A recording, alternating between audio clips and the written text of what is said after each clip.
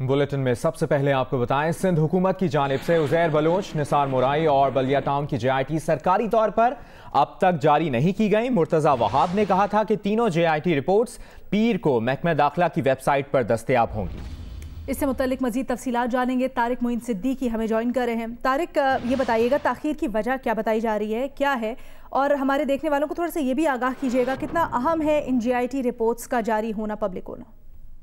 देखिए, जो वफाकी वजीर हैं अली ज़ैदी, उन्होंने कौमी असम्बली में एक बातचीत करते हुए बयान दिया था कि जिसमें कहा था कि JIT में पीपल्स पार्टी की जो आला क़यादत है उसका जिक्र है, जिसके बाद सिंध में 3 वज़रा की जानिब से एक प्रेस कॉन्फ्रेंस की गई थी जिसमें कहा गया कि उज़ैर बलोच, निसार मोराई और बल्दिया टाउन की JIT जो है वो सरकारी तौर पर जारी की जाएगी और महकमा दाखिला की वेबसाइट पर उसे जारी कर दिया जाएगा।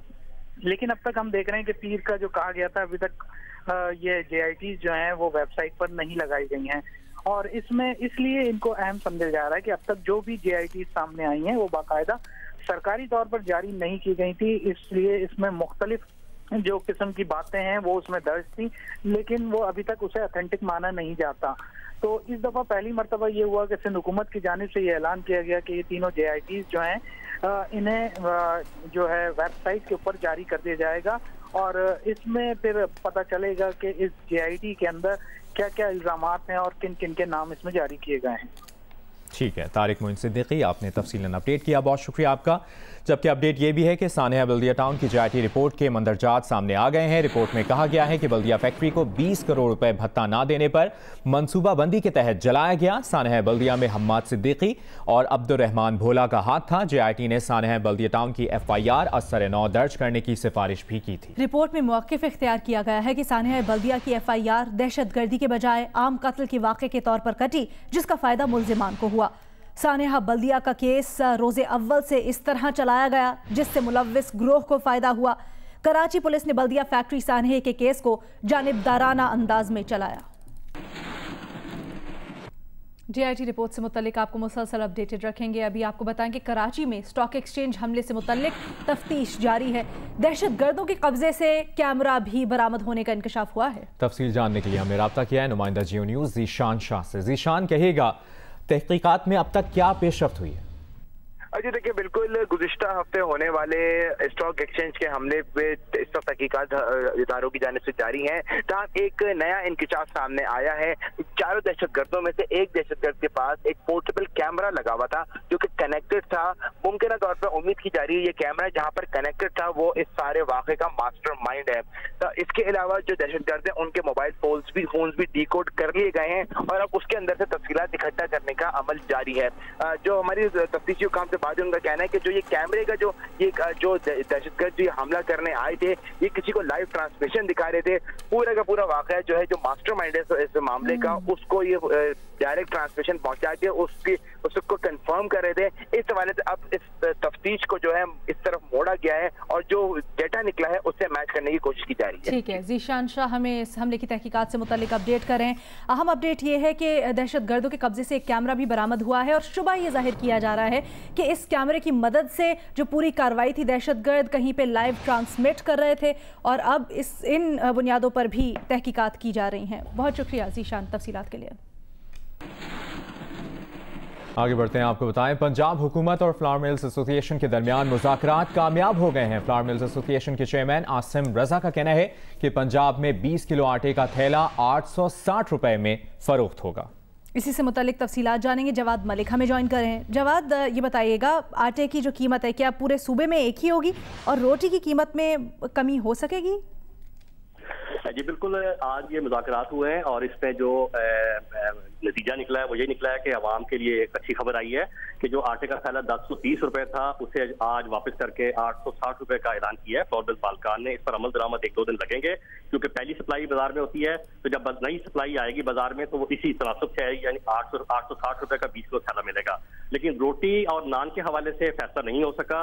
ये आवाम पर जो महंगाई का एक बोझ पड़ा था वो बदस्तूर कायम है आज तंदूर मालकान ने, नान भाइयों ने इस कीमत को कम करने से फिलहाल इनकार कर दिया है। और क्योंकि इनकी जो कीमत है आटे की वो ज़िला इंतजामिया फिक्स करती है, तो ज़िला इंतजामिया और इनके दरमियान मुज़ाकरात होंगे, उसके बाद रोटी और नान की कीमत कम करने का फैसला होगा या यही रहेगा, ये इसका फैसला शाम तक। ठीक है, अब तक जो अपडेट है वो ये है कि पंजाब में 20 किलो आटे का थैला 860 रुपए में फरोख्त होगा और आटे की कीमत पर इत्तफाक के बावजूद रोटी की कीमत में कमी नहीं हो सकी है। आपने तफसीलन अपडेट किया जवाद मलिक, बहुत शुक्रिया।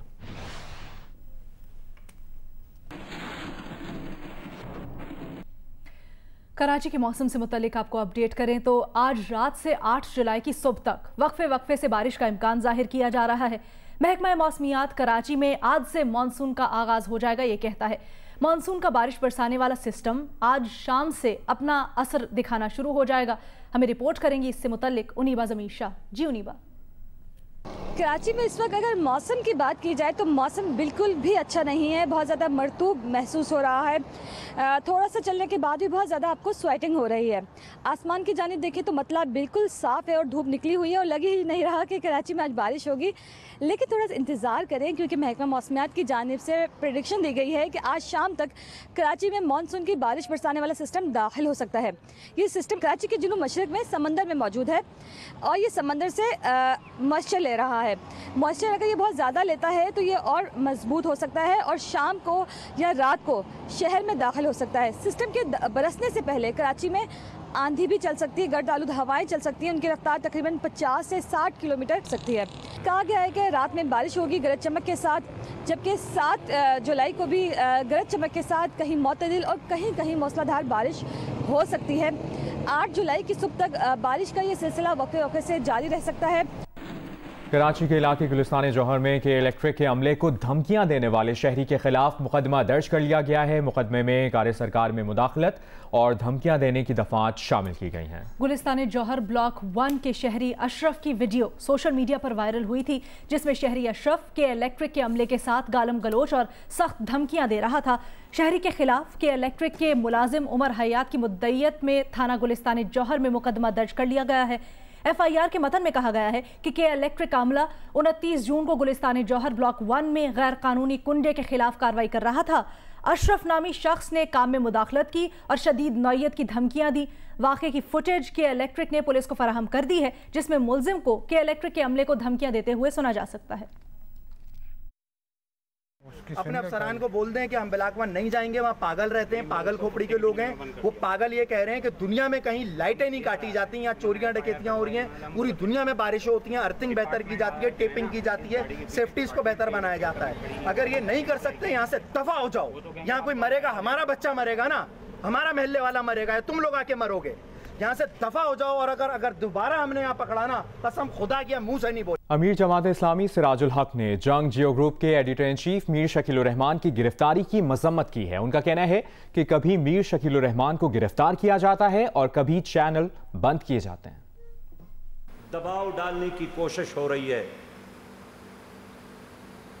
खुद चैनल 24 पर 24 पर पिमराह ने पाबंदी लगाई है, हम उसकी मजम्मत करते हैं। कभी मीर शकील को गिरफ्तार करते हैं, कभी दबाव डालकर एंकर को चैनल से निकालने के लिए दबाव डालते हैं, कभी चैनल्स पर पाबंदी लगाते हैं। इससे मसला हल नहीं होगा। ये तो आईने हैं। इन आईनों को तोड़ने की बजाय अपने चेहरे के दाग को साफ करें, अपने किरदार को ठीक बना ले, अपने इक़दामात को ठीक बना ले। पाकिस्तान बार काउंसिल की एग्जीक्यूटिव कमेटी का नौमुंतखब चेयरमैन एग्जीक्यूटिव कमेटी आजम नज़ीर तारर एडवोकेट की ज़ेर सदारत इजलास हुआ। इजलास में एडिटर इन चीफ जंग जियो ग्रुप मीर शकील उर रहमान की गिरफ्तारी की मजम्मत की गई और मजम्मती करारदाद भी मंजूर की गई। Executive committee Pakistan bar council के एलामिया के मुताबिक मीर शकील उर रहमान की 34 साल पुराने मशकूक मुकदमे में गिरफ्तारी बदनीयती पर मबनी है। इजलास में वकला बरादरी ने सहाफ़ी बरादरी से यकजहती का इजहार किया। इजलास में फैसला किया गया कि मीर शकील उर रहमान के मुकदमे की समाअत के मौके पर vice chairman Pakistan bar council Abid Saqi और member executive committee Tahir Nasrullah Warraich भी अदालत जाएंगे। इजलास में पेमरा की तरफ से चैनल 24 पर पाबंदी के इकदाम की मजम्मत की गई। एग्जीक्यूटिव कमेटी के इजलास में सदर सुप्रीम कोर्ट बार सैयद कल्ब हसन, वाइस चेयरमैन आबिद साकी, एहसन भून एडवोकेट, अख्तर हुसैन, ताहिर नसरुल्लाह वड़ाइच और दीगर ने भी शिरकत की।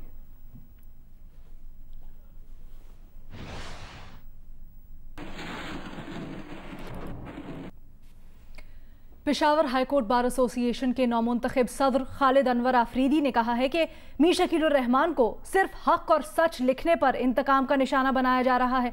मीर शकील उर रहमान को इंतकाम का निशाना बनाना सिर्फ एक शख्स पर हमला नहीं है, बल्कि अवाम के इत्तलात तक रसाई के हक पर हमला है, जो इंतहाई काबिल मजम्मत है। सदर पेशावर बार ने पाकिस्तान बार काउंसिल की जानिब से मीर शकील उर रहमान के केस में कानूनी मुआवनत को खुशाइंद करार दिया है।